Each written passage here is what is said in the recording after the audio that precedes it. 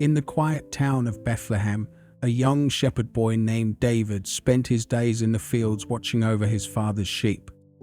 He wasn't the oldest, the tallest, or the most impressive of his brothers, just the youngest son of Jesse, often overlooked and sent to do the humblest work.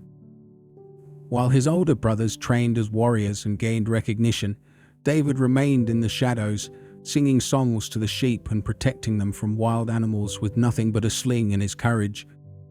What no one around him knew, though, was that God saw him differently. Behind David's simple appearance was a heart full of purity, humility, and unwavering faith. God was not looking for the most powerful man to lead Israel. He was looking for someone who truly trusted him. And that's why when the prophet Samuel arrived in Bethlehem to anoint a new king, God had already set his eyes on David. Samuel came with great authority and purpose, carrying out the Lord's command to find the next king of Israel.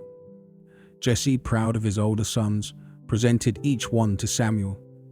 These men were strong, tall, and carried the look of kingship, at least to human eyes. Samuel himself was convinced, at first, that Jesse's eldest son, Eliab, must be the one. But God interrupted that thought with a powerful reminder in 1 Samuel 16:7. Do not consider his appearance or his height. The Lord does not look at the things people look at. People look at the outward appearance, but the Lord looks at the heart. One by one, Jesse's sons passed before Samuel, and one by one, God said no. Finally, Samuel asked if there were any other sons, and Jesse mentioned the youngest David, who was still out tending the sheep. When David was brought in, God told Samuel immediately, "He is the one." Without hesitation, Samuel anointed David with oil in front of his family, and from that day forward, the Spirit of the Lord was with David in a powerful way. David's anointing didn't instantly elevate him to the throne. He didn't leave the fields to sit in a palace. He went back to tending sheep, but now with a heart awakened to the calling God had placed on his life. That moment wasn't about earthly status or recognition. It was about God's plan unfolding in his perfect timing. What stands out most in this story is that David had none of the typical qualities people expect in a leader. He was young, rugged, and largely unknown. But God chose him not for how he looked or what experience he had, but because of the state of his heart. David was a reminder that God often uses the most unexpected people to fulfill his greatest purposes. It wasn't David's strength, experience, or appearance that set him apart. It was his willingness to follow God wholeheartedly, no matter where that path would lead. That simple, profound truth would shape the rest of David's journey, from the fields of Bethlehem to the battlefield with Goliath, and eventually to the throne of Israel. The battlefield was tense, lined on both sides by opposing armies, Israel on one hill, the Philistines on the other.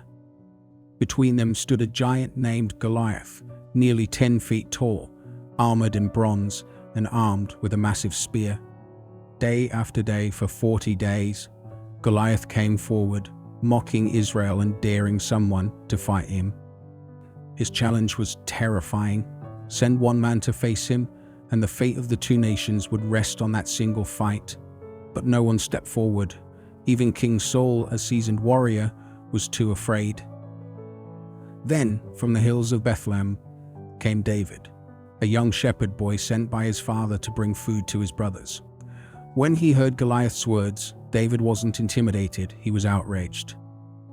Not because his pride was hurt, but because he couldn't believe that someone would dare to insult the armies of the living God. Everyone saw a giant who couldn't be beaten.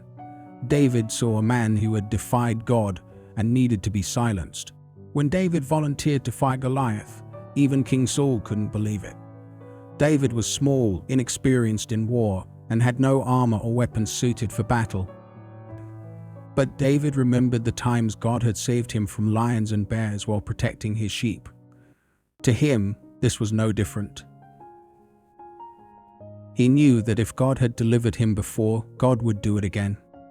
Saul eventually agreed, but tried to dress David in his own armor.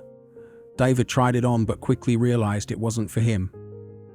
He chose instead to fight with the tools he trusted, a simple sling and 5 smooth stones from a nearby stream. As he approached the giant, Goliath laughed and mocked him, asking, "Am I a dog that you come at me with sticks?" But David didn't flinch. With boldness, he declared, "You come against me with sword and spear and javelin, but I come against you in the name of the Lord Almighty." Those words weren't bravado. They were the core of David's confidence. He knew this battle belonged to God. In that unforgettable moment, David ran toward Goliath, pulled a stone from his pouch and slung it with precision. The stone hit Goliath in the forehead, and the giant fell face first to the ground. David ran over, took Goliath's own sword, and finished the job. The Philistine army, stunned and terrified, fled the battlefield. The Israelites surged forward, winning a great victory. What makes this story so powerful isn't just that David won, it's how he won. It wasn't strength, size, or military skill that gave him victory. It was faith. While everyone else focused on the problem's size, David focused on the power of his God. That's what made the difference. His trust in God wasn't abstract or distant, it was personal and deep. David didn't need to be a seasoned warrior to face a giant. He only needed to believe that the God who had been with him in the pasture would be with him on the battlefield. And he was. After David defeated Goliath, everything changed. The once unknown shepherd boy suddenly became a national hero. People sang his name in the streets. Saul has killed his thousands, but David his tens of thousands, a chant that echoed across Israel and stirred up something dark in King Saul. At first, Saul welcomed David into his court, even asking him to play the harp to soothe his troubled spirit. David served loyally and humbly, never seeking praise. He fought bravely in battles, led troops, and was successful in everything he did. But the more the people admired David, the more Saul grew suspicious and afraid. David never claimed to be a threat, but Saul saw him as one. The king's fear turned into jealousy, and jealousy turned into hatred. Saul began to look for ways to destroy David, hoping to remove the very man who had once saved his kingdom. The danger became very real. Saul tried to kill David more than once with his own hands. One day, as David was playing music to calm the king, Saul hurled a spear at him, barely missing. On other occasions, he sent soldiers to watch David's house and murder him. David's wife, Michal, who was also Saul's daughter, helped him escape by lowering him through a window and tricking the guards. David fled into the wilderness, becoming a fugitive. His life was no longer one of peaceful songs and sheep, but of constant movement, hiding in caves, dodging soldiers, and living each day not knowing if it would be his last. Still, even in this painful chapter, David never stopped trusting God. He never turned bitter or tried to take revenge. In fact, when he had 2 clear chances to kill Saul and end his suffering, David refused. He said, "I will not raise my hand against the Lord's anointed," showing a level of restraint and honor that few in his place would have had. Despite the rejection and danger, David's heart remained steady. He found support in people who believed in him, not just warriors, but outcasts, the broken, and even Saul's own son, Jonathan. Jonathan and David formed a deep and genuine friendship rooted in faith, loyalty, and mutual respect. Jonathan saw what Saul refused to see, that David was chosen by God. He even gave David his royal robe and weapons, symbolizing his support and acknowledgement of David's future. It's remarkable that, even while Saul tried to kill him, David kept serving, kept hoping, and kept doing what was right. He never let Saul's hatred change who he was. Instead of fighting evil with evil, David held on to his integrity, and waited patiently for God's timing. That's what made his story not just a tale of survival, but a testimony of character. In the face of betrayal and fear, David chose honor, and that choice would shape his legacy forever. Life on the run wasn't easy for David. After fleeing from Saul's wrath, he wandered through deserts, forests, and foreign cities, never staying in one place for long. But it was in these dark and uncertain times that something remarkable happened. David began to lead. Not with a crown or title, but with character and heart. Word of his courage and righteousness spread, and slowly men began to seek him out. These weren't noble warriors or military elites. They were outcasts, men in debt, distressed and disillusioned with Saul's rule.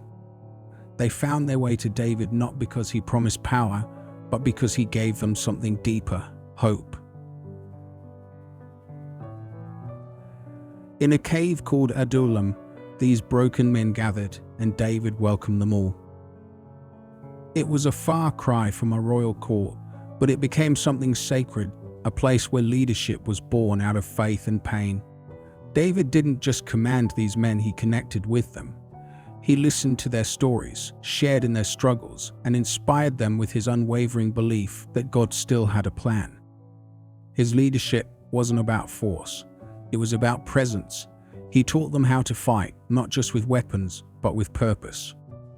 Under his guidance, they grew from scattered individuals into a loyal and disciplined band of warriors. What bonded them wasn't ambition, it was trust. They trusted David because he didn't act like a king trying to gain power. He acted like a shepherd trying to protect his flock. Among them were his own brothers and even his parents, who came to him seeking refuge.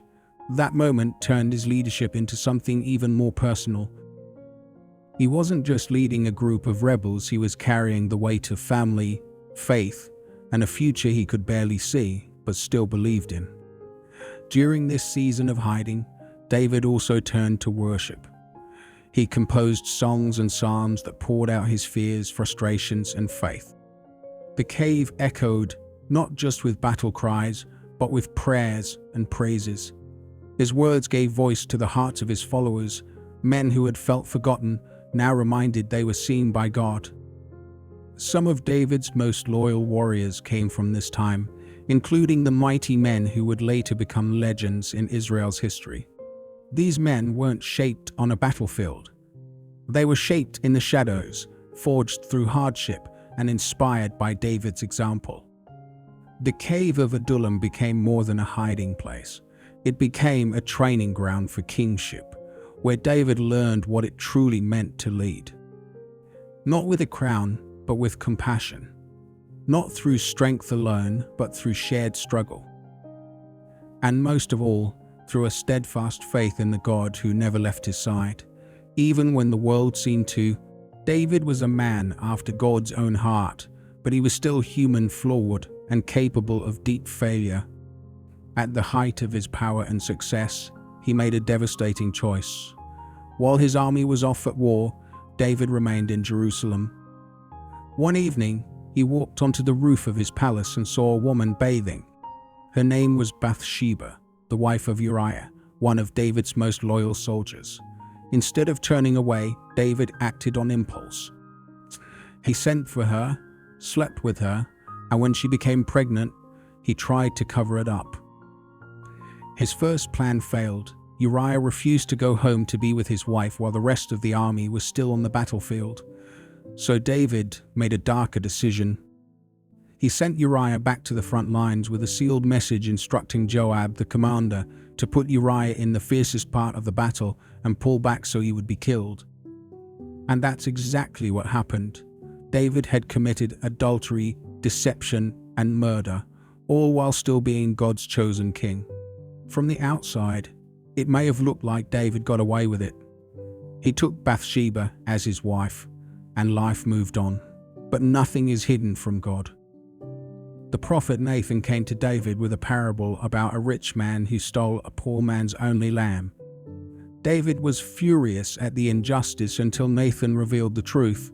"You are the man. In that moment, David's sin came crashing down on him. He realized that he hadn't just failed as a leader or hurt other people, he had sinned against God himself. Nathan told David that while God would forgive him, there would still be consequences. The child born from his sin would die, and turmoil would never leave his household. David's heart broke. He didn't make excuses. He didn't shift blame. He fell to his knees and wept before God, completely undone by the weight of his actions. His words in Psalm 51 give us a raw and honest look into his soul, pleading, "Have mercy on me, O God. Blot out my transgressions. Create in me a clean heart." What made David different wasn't that he never failed. It was how he responded when he did. His repentance was real, not just words. He fasted, prayed, and humbled himself before the Lord. He acknowledged that his sin was ultimately against God, and he didn't just ask for forgiveness, he begged for renewal. David wanted to be changed from the inside out, and God, in his mercy, heard David's cry. Though the child died, God later gave David and Bathsheba another son, Solomon, who would go on to become one of Israel's greatest kings. David never forgot what he had done, but he didn't let it define the rest of his life. He continued to follow God with humility and deeper wisdom.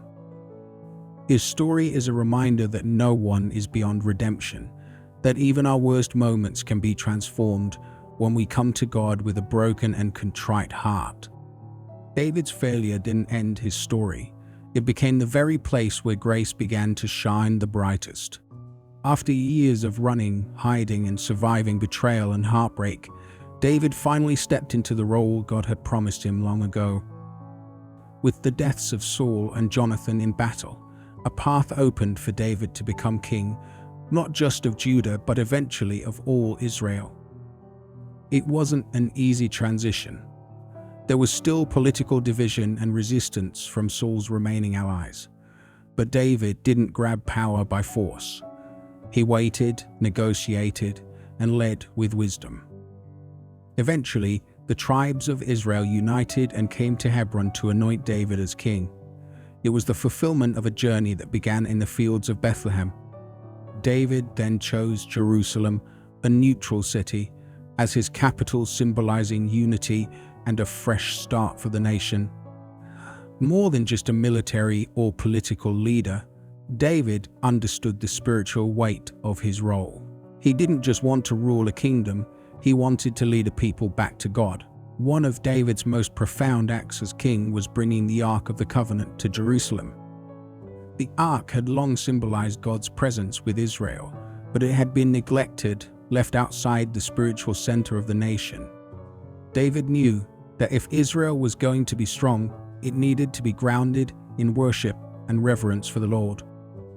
He planned a grand procession, dancing with joy before the Ark, not as a king displaying power, but as a servant celebrating God's presence. Though not everyone understood or approved, his wife Michal criticized him for acting beneath his dignity. David stood firm, saying he would become even more undignified if it meant honoring God. That moment captured the essence of who David was: flawed, passionate, but deeply committed to putting God first. His reign brought not only political stability and territorial expansion, but a spiritual revival that would shape generations. David's legacy didn't end with his reign. Before his death, he prepared everything for his son Solomon to build the temple, a permanent dwelling for the Ark, a place where people would come to worship. David couldn't build it himself, but he gave generously, drew up plans, and encouraged the people to give with willing hearts. He also passed on something far greater than wealth or strategy. He passed on faith. He told Solomon to walk faithfully with God, to obey his commands, and to be strong and courageous. That advice wasn't just royal counsel. It was the wisdom of a man who had lived through failure, grace, and restoration. In our own lives, David's story is a reminder that leadership starts with the heart, that worship matters more than reputation, and that legacy is built not just on achievements, but on faith passed down through generations. We may never wear a crown or lead a nation, but like David, we can choose to lead with humility, trust God through every season, and leave behind a legacy of faith that outlasts our time on earth.